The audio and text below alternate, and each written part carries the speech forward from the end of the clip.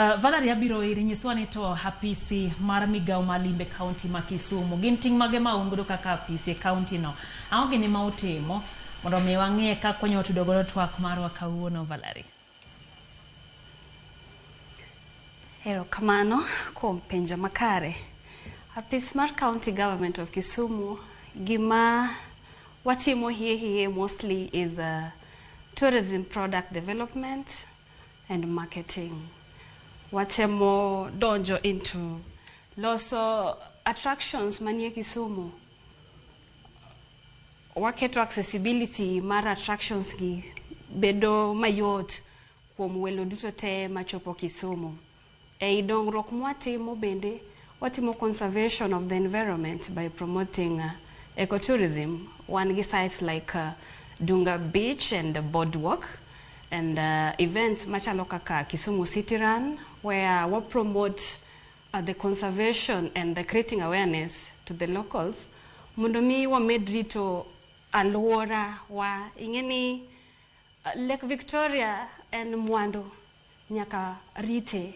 Koro kaka county government kwa riwore gi departments moko machalo kaka environment and trade, watemo loso alwora mondo bed maber ma ywayo welo mondo mi oganda ma Kisumu oyud konyruok maber.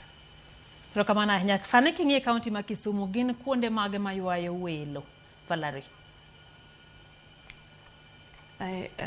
Kuonde ma ywayo welo wan gi kuonde mang'eny, to mang'eny bende watemo mondo mi wayaw mondo mi jo Kisumu kod both the locals and international tourists mondo mi ochop Kisumu County.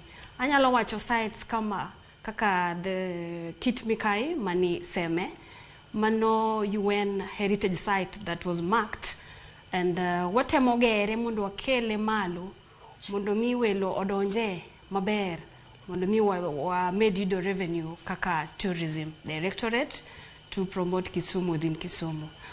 Also kuonde ma ywayo welo en kaka the lake itself, the Lake Victoria, mano mwandu maduong' ma pod anwoyo ni omed rito mondo mi welo kama giae ka gidonjo wabed joma nyalo rwako welo in the best way possible mondo mi giyud the best experiences from Kisumu County.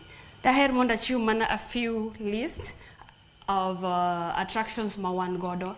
The attraction miluongo ni Abindu Shrine also, that is a site ma be watemo ting'o malo mondo mi kik wabed gi attractions matin. Watemo expand and diversify on the tourism products ma wan go Kisumu County. Mang'eny bende wan gi otende kaka Sarova Imperial, otende mang'eny ni Kisumu kaka Lovely Gardens Resort. Gigi te waketo kanyakla mondo mi okel welo wakonyo oganda mondo mi oyud dongruok e Kisumu County. Yes. Erokamano ahinya kuom miyowa ler ma kamano.